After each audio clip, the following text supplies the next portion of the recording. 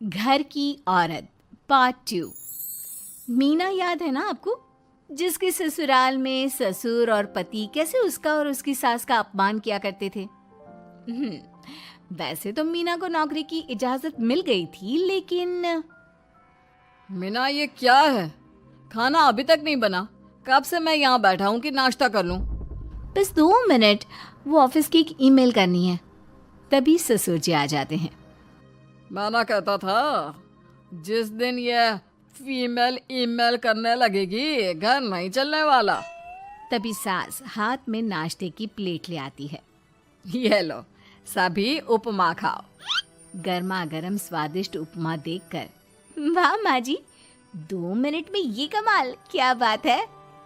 वो आता है ना रेडी टू ईट वाला पैकेट, वही बनाया है। स्वाद बता बहू कैसा है। कल तक जो बीवी पति के नाम से ही कांपती थी, बहू के आ जाने के बाद कैसे उड़ रही है, ये देखकर ससुर जी को आ जाता है गुस्सा। हाँ हाँ, पैसे तो पेड़ पर उगते हैं ना, या तेरा बाप दे जा रहा है जो बैठे बैठे पैसे खर्च कर रही है। अरे जरा शरीर चला लिया कर, वरना पता है ना जब मेरा हाथ पड़ेगा तो कैसे काम करती है तू। बहू बेटे के सामने खुद का अपमान सास बर्दाश्त नहीं कर पाती और रोती हुई कमरे में चली जाती है। क्या पापा, क्या जरूरत थी माँ से ऐसे बात करने की? सुबह से कुछ नहीं खाया है, अब जब खाना आया तो रुला दिया आपने।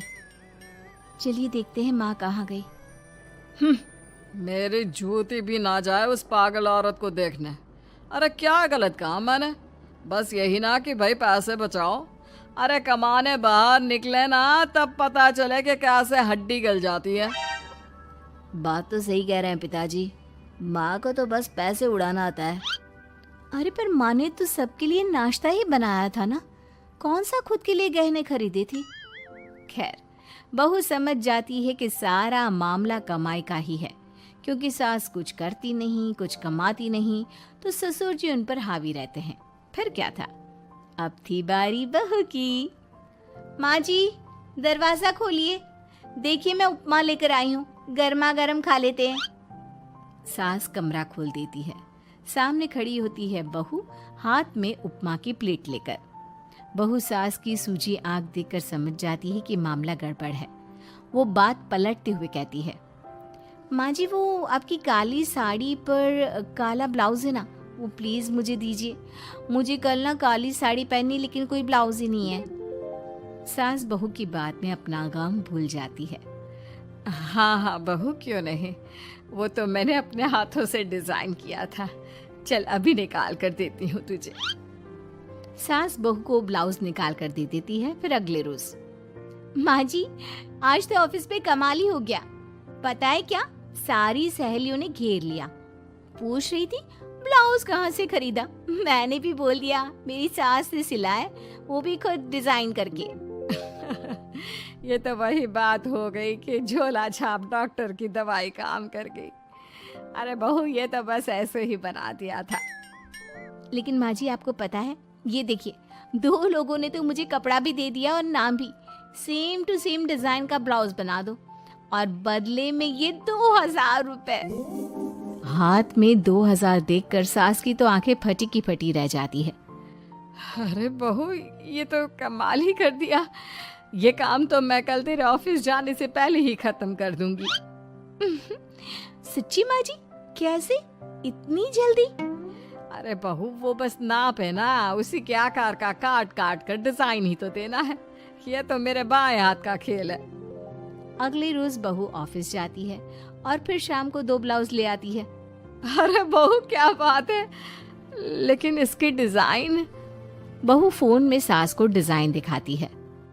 अरे ये तो बच्चों वाला डिजाइन है, रुक अभी थोड़ी देर में ही दे देती हूँ। सास बहू को कपड़े सिल कर देती और बहू सास को रुपए। फिर एक रोज, माँ जी ये लीजिए कपड़े, लेकिन इसकी सिलाई मैंने ज्यादा ली है। तो क्या है ना, हैवी काम है तो मेहनत ज्यादा लगेगी ना आपको। अरे रहने देती बहू, मैंने कौन सी बुटीक खोली है। बहू को सास की बात में दम लगता है और वो कुछ सोचती हुई निकल जाती है। वो कमरे में बैठी होती है कि उसकी ससुर की जोर जोर से चिल्लाने की आवाज आती है। फिर फिजूल खर्ची। अरे तुम्हारे जैसी बेकार ना काम काज करने वाली औरत कब पैसे की कीमत समझेगी? क्या जरूरत थी ये मशीन खरीदने की? अरे वो मैंने ईएमआई में ली है, आपको पता है ना कपड़े सिलने का कितना शौक है मुझे। हाँ तो क्या दर्जी बनोगी? लोगों को पकड़ पकड़ कर नाप लोगी? अरे कुछ तो शर्म करो। तभी बहू आ जाती है, उसके हाथ में चाबी होती है। माँ जी, ये चाबी मैंने चौराहे में आपके लिए बुटीक खोला है। पैसा लोन से लिया है तो काम करके आप चुका देना। और हाँ माँ जी, कल उद्घाटन है तो 11 बजे दुकान में पहुँच जाना। पूजा में आपको ही बैठना है।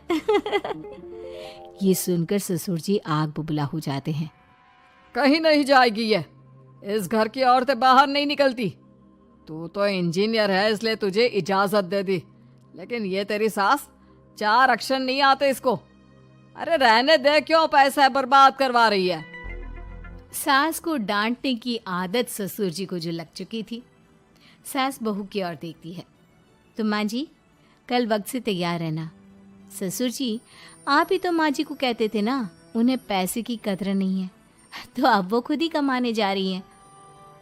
अरे और क्या पापा, देखिए मीना ने कितना अच्छा बुटीक खोला है माँ के लिए। अरे रहने दो, ये कुछ नहीं कर पाएगी, गंवार कहीं की।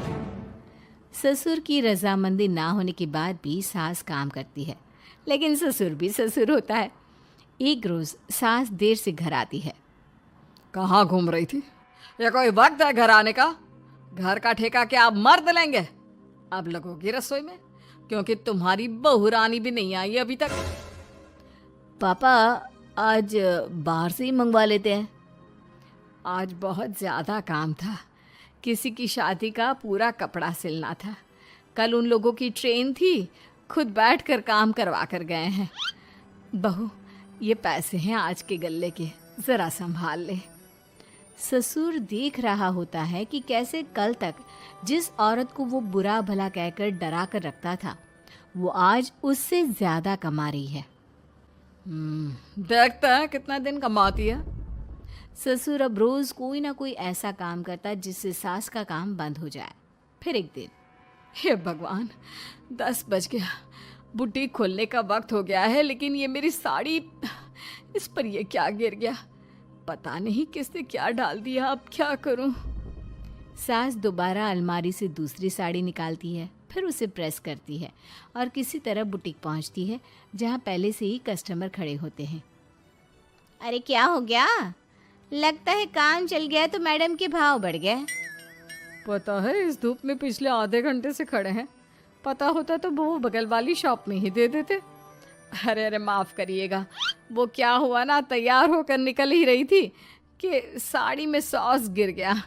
दोबारा साड़ी चेंज की तो आप आई।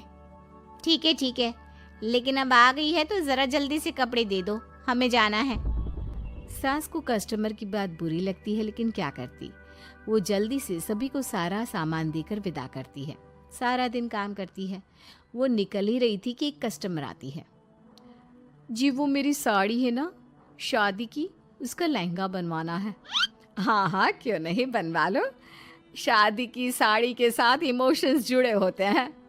बिल्कुल सही बोला आपने। परसों मेरी शादी की सालगिरह है तो ज़रा बना देना। अरे नहीं नहीं, इतनी जल्दी कहाँ तैयार होता है शादी का लहंगा? कम से कम 4 दिन तो। देखिए, आप 2 दिनों में जितना कमाती है ना, वो मैं आपको 1 दिन में दे दूंगी। बस मेरी ये शादी की साड़ी का लहंगा बना दीजिए। सास को भी अब पैसे की लालच आ जाती है। वो सोचती है कि वैसे भी कोई अर्जेंट काम नहीं है तो वो मैनेज कर लेगी। अब ठीक है, नाप दे दीजिए।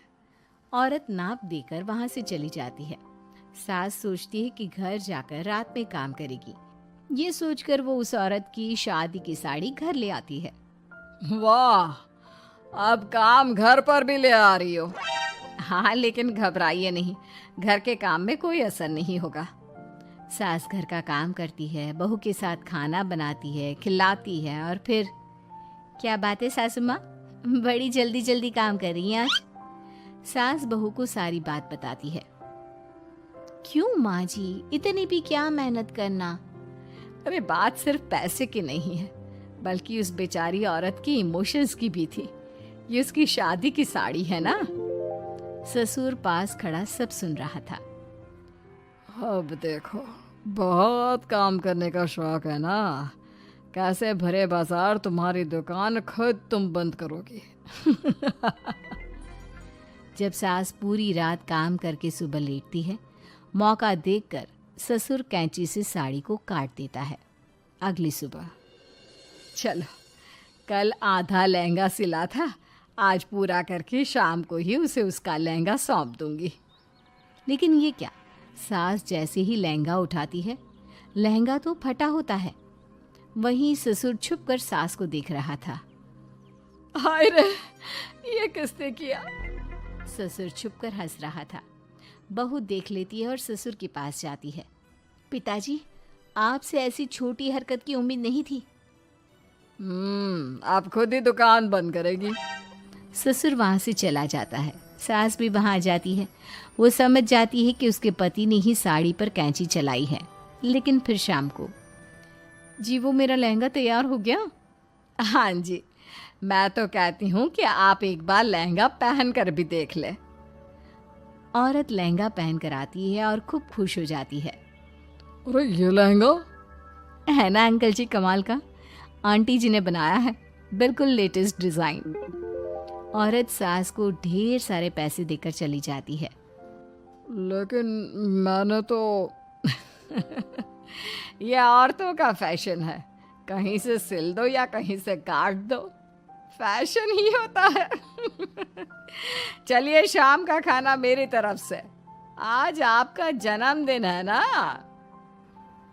रिटर्न गिफ्ट तो बनता ही है।